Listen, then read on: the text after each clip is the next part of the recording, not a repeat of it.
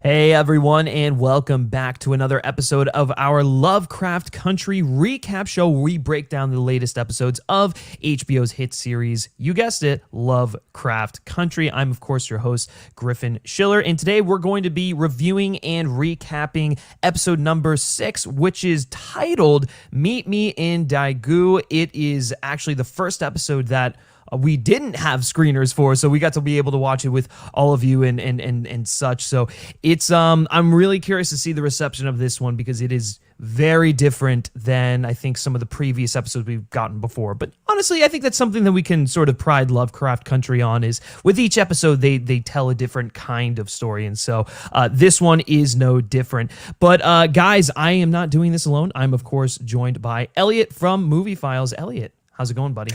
Good, man. Like you said, this was a very self-contained episode to a certain extent, as well as still pushing some of the narrative forward. But like you said, I'm very intrigued to see how people feel about this one, with it being a new setting, finally meeting Gia, and all that stuff. But nonetheless, a very thought-provoking, talkative, water cooler talk type of episode. Water cooler talk time. Yeah, that's true. Yeah, I mean, well, okay. Before we get into it, guys, let us know your thoughts and opinions down in the comment section below. Did you love the episode? Did you hate it? What are some of the theories you have brewing inside of you and whatnot? We want to hear about it down in the comment section below. Yeah, there was a lot that I loved about this episode, and then I feel like some of the weaknesses of the show are starting to really sort of rear their head and becoming glaringly apparent. But before we get into any of those, Elliott, what were sort of your overall thoughts on this episode here? Well, this one here definitely kind of answers some questions about, it's funny, we on your film forum this past week with Jonathan Majors, right, being a villain. We never seen that side of him. And I'm telling you, man, when we saw him come up in that scene, I was like, this isn't Tick. This isn't the Tick I know. He was just so cold. And his demeanor was in that scene just kind of shows that darkness that he kind of had throughout the war. So I thought that was an interesting character, switching character of our hero kind of having that darker side. But also, I think there's a love triangle in the mix, guys. I assumed, we thought that Gia was maybe dead. She haunted his dreams, but no, she's very well alive, and she's been warning him since episode 1. So it was nice to kind of see that. And I actually want to, and everything. Yeah. Before we move any forward, before we move forward with the other things you had to say, I just want to say that I thought that Jonathan Majors and Jamie Chung and Tick and sorry, what's her name again? Gia. Gia, yeah. Mm-hmm. Yeah. Tick and Gia. They had more believable and intimate chemistry than I think Letty and Tick did. Ooh, and that may be controversial, that may be different, but I don't know. I just felt their connection. I understood why they were drawn to one another, as opposed to Letty and Tick, where it's like, it felt like just the stereotypical, oh, we kind of went to high school together. Oh, cool. Yeah. You grew up. Let's, just like a very, I guess it's an Americanized way of looking at romance, whereas like this just felt like very emotional and real. And part of it could be because it was his first love, and there's something very magical about that. And obviously we learned that Tick was a virgin before being with guy I keep mispronouncing your name. Gia. Yeah. Jesus. Apologies for that, guys. So but I don't know, man. There was just, maybe it was just the way it was framed, or like the old-fashioned Hollywood, like the Hollywood romanticism, like just everything that's sort of going on there. But I don't know. I really bought into their chemistry like immediately. So I don't know. It's a hot take, but I right now I'm on Team Gia, man.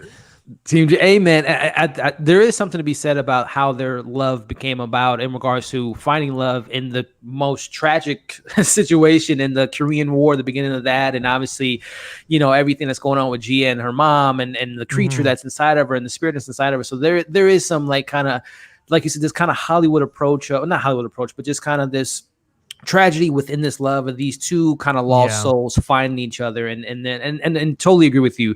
Jamie Chung and Jonathan Majors, their chemistry was just really well done. And I mean, it's so amazing how this show is able to compact so much information in 1 hour. We literally Yeah. covered a year calendar's worth of character development and storylines. So it's very impressive to say the least. But yeah, their chemistry is pretty good. But I don't know if it's Letty, because that's my favorite character, as you may know. That's my character. That's my girl. Don't get me wrong. Like, Letty is my favorite character. But what this episode did is it made me forget about everything else that had really happened prior. Like, I was so invested and immersed in this single episode, in the journey that these characters were going on. That I wasn't thinking about Letty. I wasn't thinking about Montrose and stuff like that. I was just thinking about Gia and Tick and everything. And so I don't know. I think that's really a testament to just how well crafted this episode is. And I think towards the end it gets a little crazy, and that's where like the mystery box elements start to sort of unfold and whatnot. But like, for the most part, I really appreciated the slower pace. It took its time. Same. It wasn't all over the place, jumping around and like sort of just like, you know, the characters just like going from point A to point B in order to find this magical MacGuffin or whatever. It felt just like a very intimate character study on these two you know, broken and lost souls, for you know, lack of a better phrase. I think with I don't know. It was just one of those things that I really appreciate about the episode that I don't think we have gotten thus far, and I kind of want more of these episodes. Hey man, it's bold, right? Because we just came off of that crazy episode of episode 5 with Strange Case, and then to give you episode 6 to, number one, introduce a new character, and like you said, have a little bit of a slower pace. It wasn't, you know, we meet this new character, we see that they have this she has this type of relationship with her mom. You know, she refers to her dad before we know it's her dad, really not her dad, as the father. You're like, what's going on there? So it was very interesting to see them kind of go this approach. And this I've mentioned it before in regards to some of the comparisons to Watchmen, and in regards to the subject matter, but also how, you know, impactful the show was.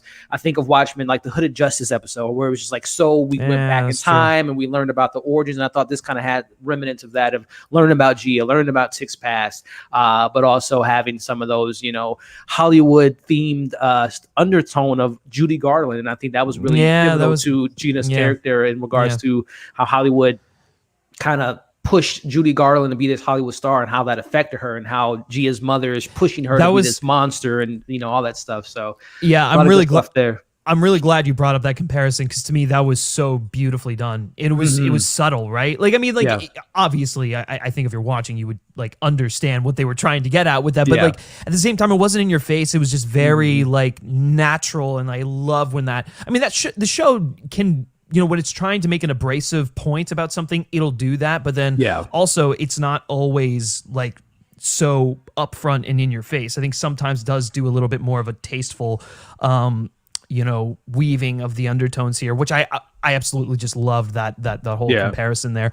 I think so, similar to what you were saying about the Hooded Justice episode, this one reminded me of the Ghost Nation episode from Westworld season 2, which was one of the best episodes of that entire series. It's just so beautiful and insular, and like, yes, it does pertain to the larger story, but it's like we pause the main large story for a second to, I don't know, just go off on this like one-off journey that is just so beautiful and human. And I feel like that's sort of like what this episode did for me, while tying it back into the larger narrative at hand. The other thing I liked about it was this showed a side of Tick that I wish we would get more of. Like, I feel like in every single other episode, he's just like the adventure guy. Like, I need to get to point A to point B, and I need to find this MacGuffin for whatever.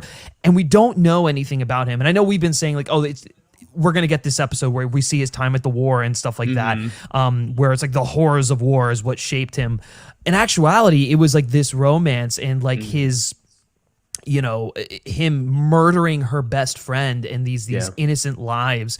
And then, you know, obviously meeting Gia and stuff like that. And so I don't know. I felt like that was sort of a nice turn that I didn't necessarily expect to see when exploring his past. And I don't know.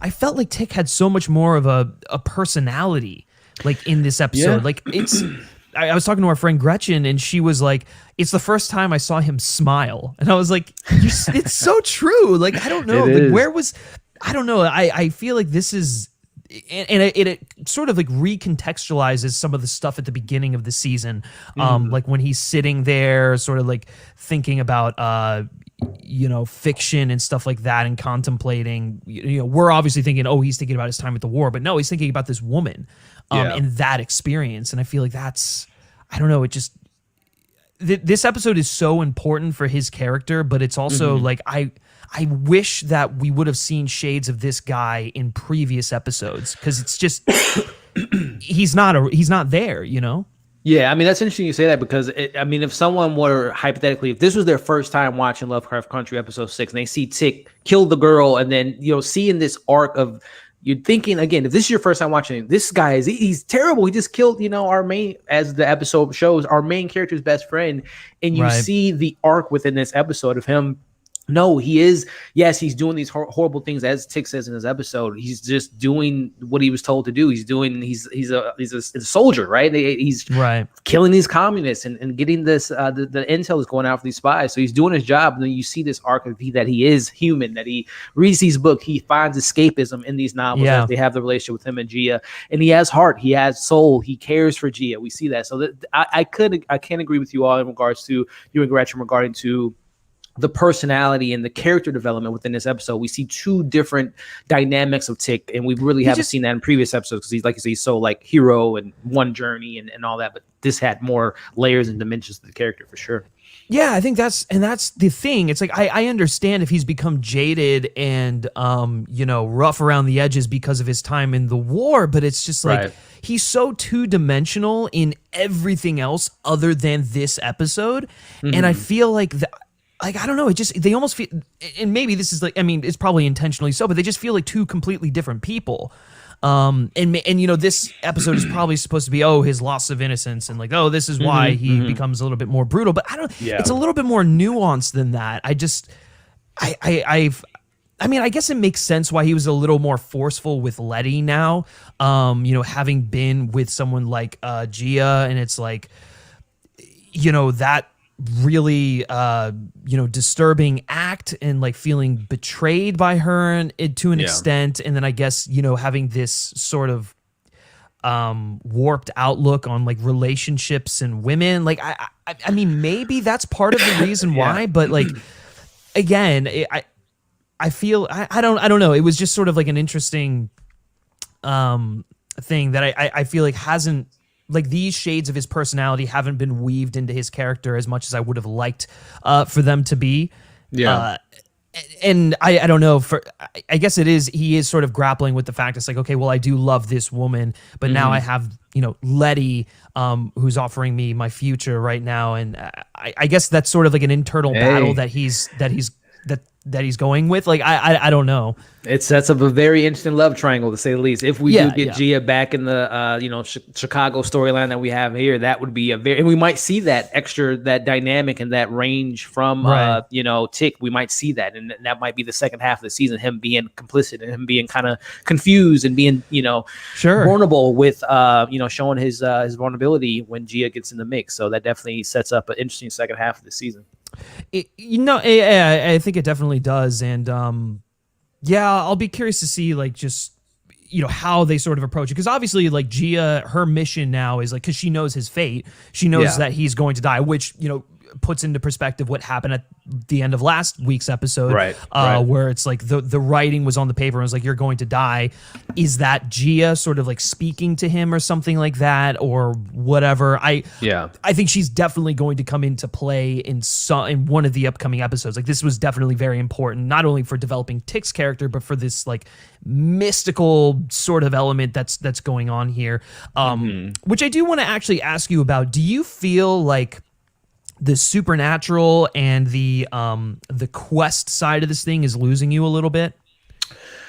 Not really, man, because again, knowing that this is an anthology series and knowing that it's gonna, have some loose ends but tie some things in kind of periodically throughout each episode, I'm still just so fascinated by it. I'm so giddy about what's coming next. Like, what's the genre they're gonna tackle next, right? We got the Haunted House episode, the Adventures episode, and this one being somewhat of a tragic love story, it's still the mystery box, the supernatural element is still appeasing to me and very entertaining to me. And just again, this creature that this spirit that attaches itself to someone's body to make up to kill men that have done people wrong. It's still I love whatever this Korean Japanese lore of this fox spirit, to say the least, is very interesting. So no, I'm still intrigued by the supernatural, and there isn't that much, I guess, Lovecraftianness to some of this particular story in particular, because it is kind of like a folklore,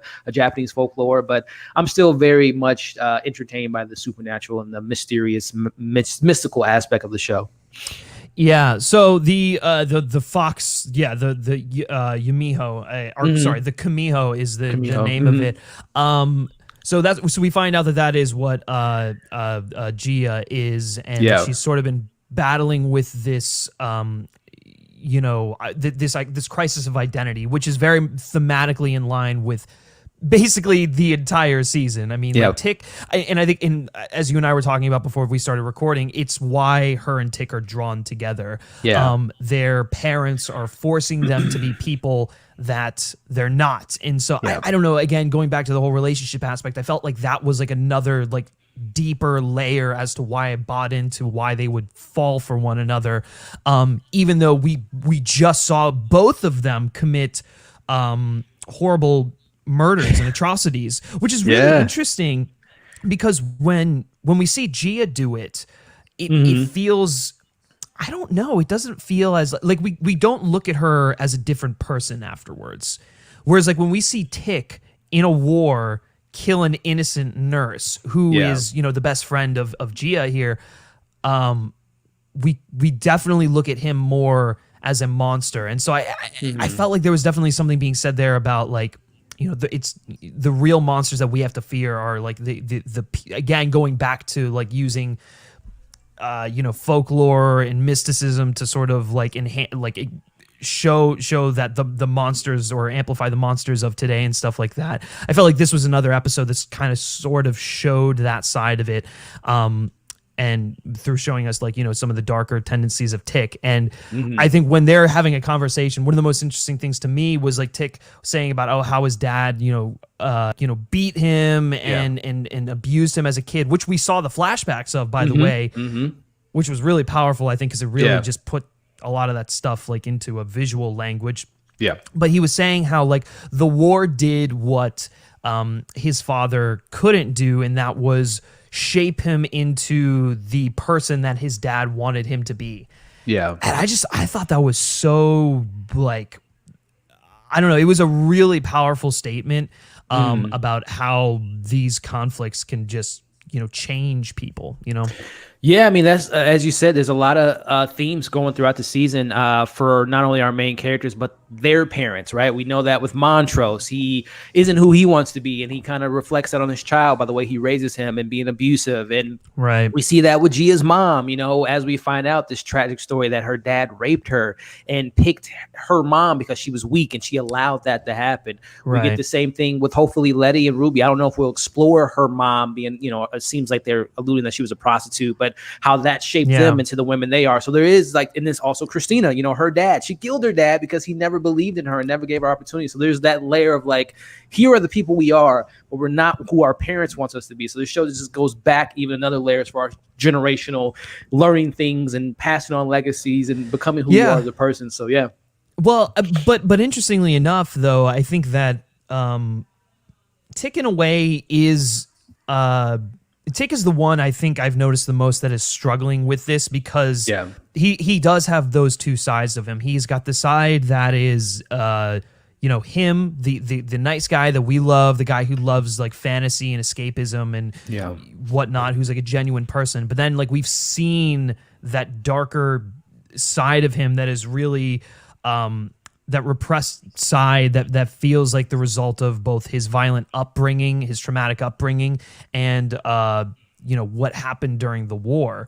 So I feel like, and again, we've sort of addressed this, but I feel like he's going to have to come to terms with like both sides of himself, and like it'll be I don't know, that'll be an interesting sort of exploration there.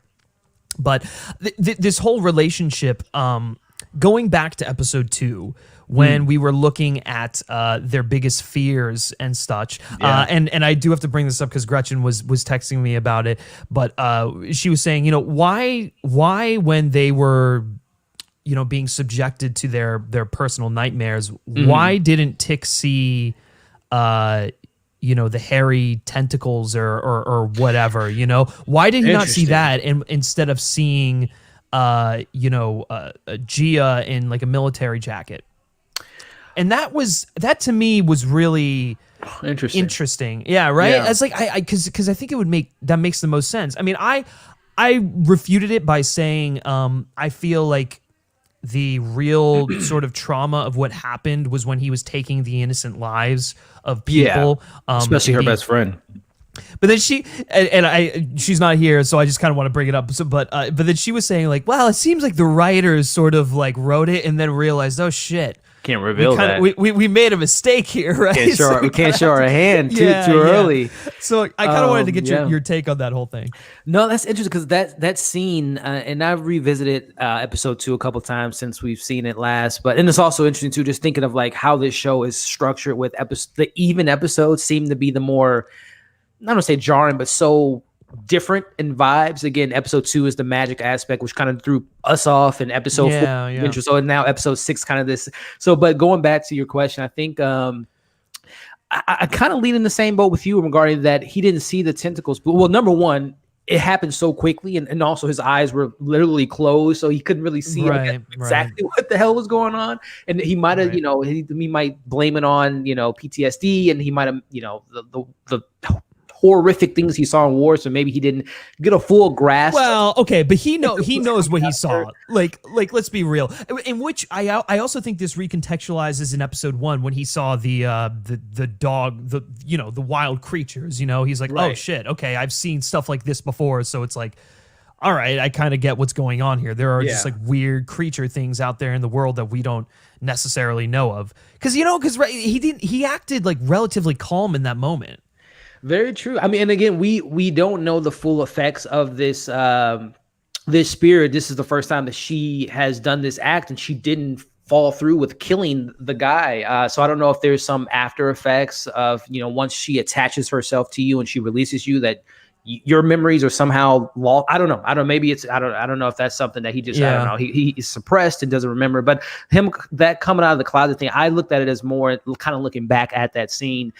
Like you said, I think his fear more so than the tentacles was the fact that he attached himself to killing the best friend of his first love more so than his love attempting to, kill him and have these tentacles come out of him. So I don't know, maybe that's why. And also too, that scene could be interpreted as not only their fears, but also their desires and their wants, because we saw, Uncle George was dancing with Dora. That wasn't horrific, I mean, it might have been tragic for him because she's dead, but that wasn't anything compared to what Letty saw, a snake coming at her, and obviously Tick being attacked by Gia. So there can be, I guess, a lot of things within that scene that kind of take away from.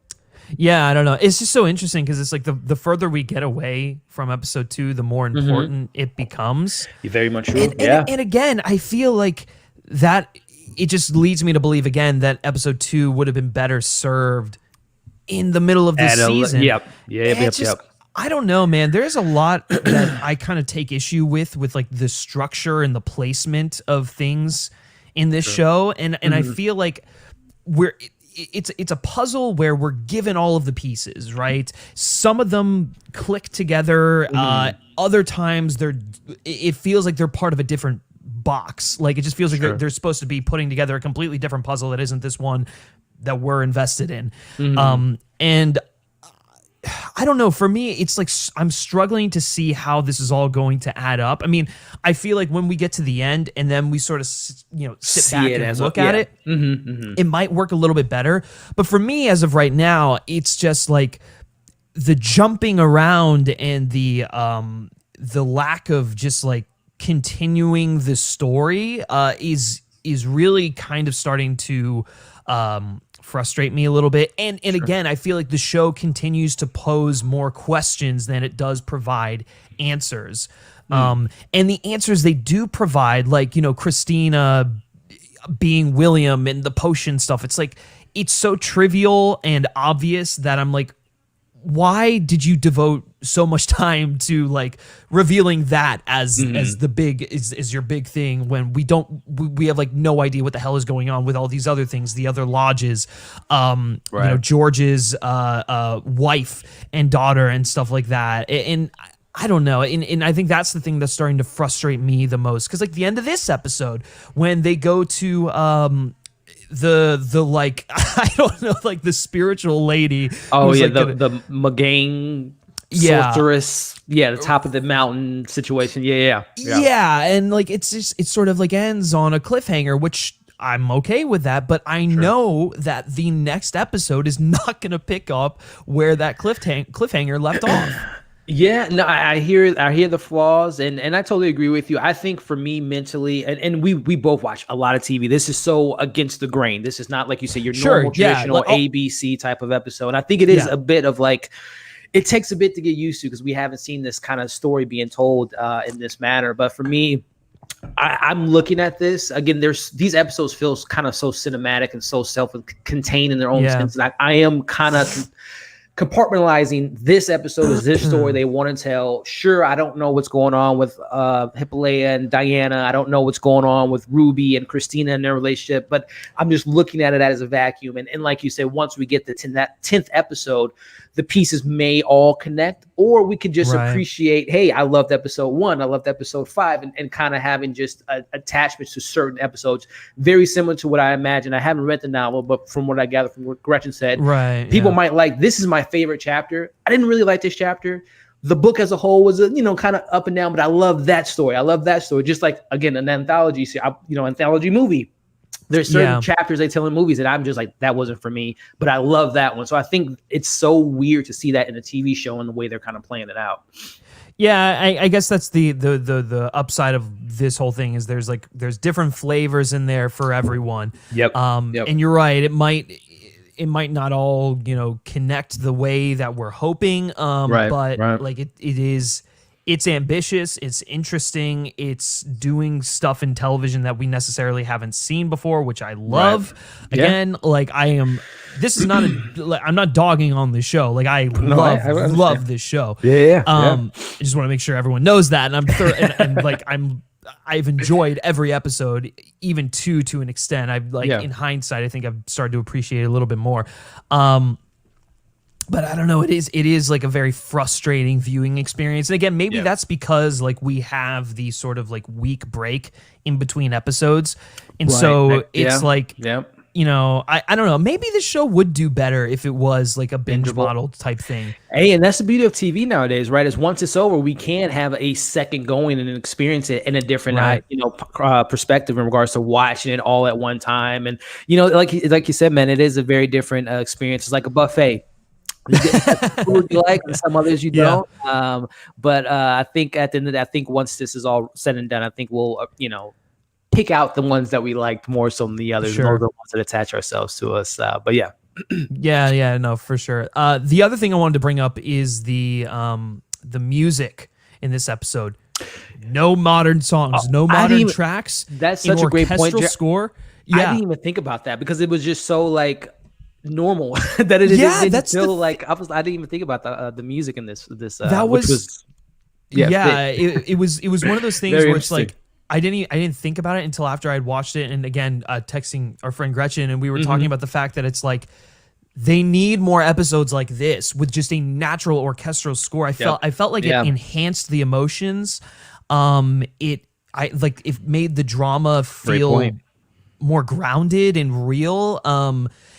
Whereas like when I think when Misha Green sprinkles in these like pop songs, it takes away from like some of the character building and the emotions that are going on, because it's basically telling you like the subtext in a very just like abrasive way. Like it's very in your face when using like the modern sort of tracks. I mean, outside of the Marilyn Manson stuff, that's just like a big head scratcher. The like the Cardi B stuff, it's like it's good and it's cute, it kind of works for it, but like I do wish a majority of the time they would use an orchestral score, and I think maybe she needs to work with a more seasoned music supervisor in order for like some of this stuff to happen. So No, that's a great point, man. Like I didn't even, so much so that it was so fit within the episode. I didn't even think about it because, like you said, the other episode, it was so glaring that it was just like, oh my goodness, this is like this is taking me out.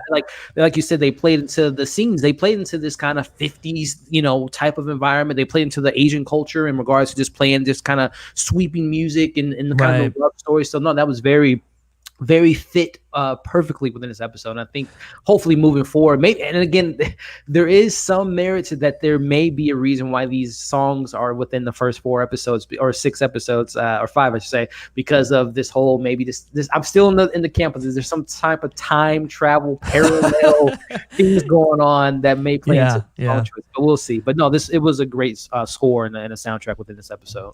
Yeah, no, for sure. I also think that maybe part of the reason they went this route for this episode is because this did feel like a more traditional, like classic Hollywood. I mean, it was a little bit more like real feeling than that, but like it was sort of structured like the films that Gia grew up watching. It had, I mean, literally the name of name of the episode is called Me In Daegu, and it's like very obviously a reference back to Casablanca and stuff like that. So it definitely had that like sweeping romantic, like not an epic per se, but like, that action packed story adventure in there, with a twist for sure. So like it makes sense that they would only use orchestral music, but I want to see more of that because it works so well at conveying like the subtle emotions. Yeah, no, you're 100% right, man. And also, too, I think it goes to, again, it was so smart for them to use the Julie Garland's films, such as Meet Me in St. Louis. These are all musical films, and I think they played into their hand with that, too. So that was kind of a great way to kind of embrace and kind of what they were showing on screen. So, yeah. Yeah, for sure. We haven't really talked a lot about it, but like, or we talked a little bit about it at the top of the episode, at the top of this recap. But like Jamie Chung, unbelievable, so good in this. Like I want to see more of Gia, if not only just so we could see more of Jamie Chung. 1000%. And I will commend the show. Just first off, all the acting has been pretty solid across the board, but in particular, I think what they're doing. And this is maybe even a larger conversation of just like how what happens when you have a woman writing for women versus men writing for women. And that Misha Green is like literally the strongest characters to me, and no disrespect to Montrose and everything that we got with him coming out of the closet, and Tick, him being a black man and, doing all this stuff that goes against the grain. But I think the women characters in the show are the strongest in the show. And I think that goes both to the writing, and Jamie Chung was did not miss that beat. I mean, she was just, I've seen her in some few things. If I'm not mistaken, wasn't she like on Road Rules or Real World, like very early on? She was like a celebrity on TV first, and then she let me check real quick. If I'm not mistaken, but I know whenever I see her, I'm just like, man, she seems so talented, but whenever she's in something, the film's just kind of lackluster. Her character is just very stereotypical. But this, man, she gave us so much range, being this monster and killing these men in such a violent manner. I remember the very first kill in this episode was very kind of like, brutal. Oh my goodness. Right? Like climaxing and killing the guy right in front of her. I'm like, whoa. But I mean, no, she was just so fantastic in this episode. And again, just bodes well to just the continuation of Letty, Ruby, Christina, the stuff that we gotten from Hippolyta so far. I mean, the women in the show are just so well written, in my opinion. Yeah, no, I agree with you. I don't, or she was in the Real World, San Diego. Okay. Yeah, it's so weird. I completely agree with you. I mean, and you just go look at her filmography, and you're like, damn, she really should be doing like bigger and better things than what she is. Like, she's a good actress, but like, I guess when you do Dragon Ball, Sucker Punch, The Hangover Part 2, it's like, oof, grown-ups. I feel, it's like, I don't know. This get her another agent, and hopefully, maybe she has a new agent. Maybe that's how she got attached to this show. That would be my guess for sure. I think she definitely needs a new agent and needs to be doing more projects like this that really showcase her acting abilities and stuff like that. But I mean, she's just incredible in this episode. Really, really, really solid. Okay, before we close out, any, I guess, final thoughts that you wanted to bring up regarding this one? No, at the end of the day, like we've been saying, I think that the romance that we see between Tick and Tick and Gia was just really well played. The performances were great. The story was really interesting. It was a very self-contained episode. Again, it is unfortunate we didn't see the continuation of the stuff that we got from the previous episodes, but I think that this sets the stage for. Again, I guess we can talk about the scene where she attaches herself to Tick. We see, like you mentioned, his right. and him getting whooped. But then I was kind of confused. I'm not going to lie. So I assumed that everything forward that we saw in that montage was the future. But also, I guess the woman that he was sleeping with, we assume that he is sleeping with another woman. He breaks up with Letty, he gets baptized, and then he dies? Or did he lie about being a virgin? Was that kind of because we saw? No, I don't. Okay. Yeah, I don't think he lied about being a virgin. I mean, it's when she attaches herself to someone, she can see their entire life, right? And so I think that, or just their memories, though, right? Or just the life that they've lived until that point. Like no. It would be their entire life, like even the stuff that hasn't happened yet. Really? Yeah, which is why she's trying to warn him that it's like, if you go back, you will die, basically. And I think something with Letty, the way the flashbacks were organized kind of led me to believe that it's like what's like his romance with Letty is going to lead to his demise. Right. I think he leaves Chicago. We see him leaving Chicago as well. Right. And then he's sort of strapped up and it looks like he's being tortured or something like that. Right. I don't know what that would, I mean, maybe that's him going to another lodge or whatever, but you're right. Like that little sequence definitely, again, another instance of posing more questions and foreshadowing and, without giving answers. Obviously, we're only on episode 6, so it's like they'll probably answer it down the road, but now we understand that Gia is on a mission to make sure that this doesn't happen to him and is like sending him warning signs this entire time, and obviously it makes sense now why Tick would react the way he did when he gets the message saying like, you are going to die. So I don't know. I'm really curious to see what kind of happens with that. I mean, do you have any theories right now? Again, based on this, the layout of the show, we don't know what the hell is coming next, right? And then we, in regards to the next week's episode, because I don't watch the next week previews. Right. I like to be surprised, but I would assume if I were a betting man, the title of next episode, I believe, is called I Am, which I don't know if that's going to finally give us back to what's going on with Hippolyta and Diana and Arkham and see what's going on with them, or if we were going to continue our main storyline with, Ruby and Christina and everything. But yeah, man, as far as predictions go, I'm still in the mindset that there will be some type of time travel involved somehow, some way, with Hippolyta being involved with the Ori and being, an explorer. And also, there is a particular episode, Jig a Bobo, which we know Emmett Till is involved in the show. So I think that inevitably this show will give us their version of what happened, or the alter time, and Emmett Till doesn't die, which will obviously change, the civil rights movement and everything that went on. So I think we're going to get some weird time travel. Even episode 9 is called Rewind 1921, which I think plays into the Tulsa riots and everything that Montrose had mentioned in episode, was it 4, when he said it smells like Tulsa. So I think there might be some time travel there. So interesting. I think time travel is upon us, ladies and gentlemen. We're going to get really sci-fi heavy in these next few episodes, I think. Oh yeah, for sure. I definitely agree with that. Doing your research, man. Looking ahead in order to. Hey man, this show does it to me, man. Whenever I get my teeth sinking to a show and I get so invested, man, it just gets me so excited. So the future is definitely looking very promising, hopefully promising, and we get the pieces to come all together in the next final 4 episodes here. Right, for sure. I couldn't agree more. But guys, yes. So that is our recap. That is our review of episode number 6. Meet Me in Daegu. Again, be sure to let us know your thoughts and opinions down in the comment section below on this week's episode. Did you like it? Did you hate it? What are you, team Gia? Are you team Letty? We want to hear all about it down there. Thank you to Elliott for joining me as always on these recaps. Elliott, where can everyone find you? Yeah, man, it's always a pleasure to break these episodes down with you, man. And you guys can find me on YouTube at Movie Files, talking about the latest movies and shows and live streams and all that fun stuff, as well as on Instagram and Twitter at Movie Files and at Movie Files Live.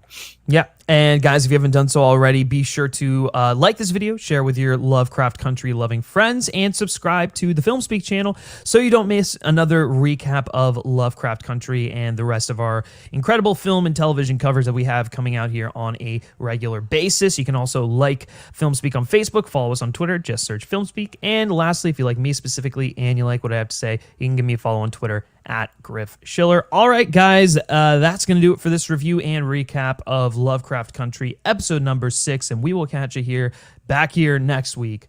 Take care.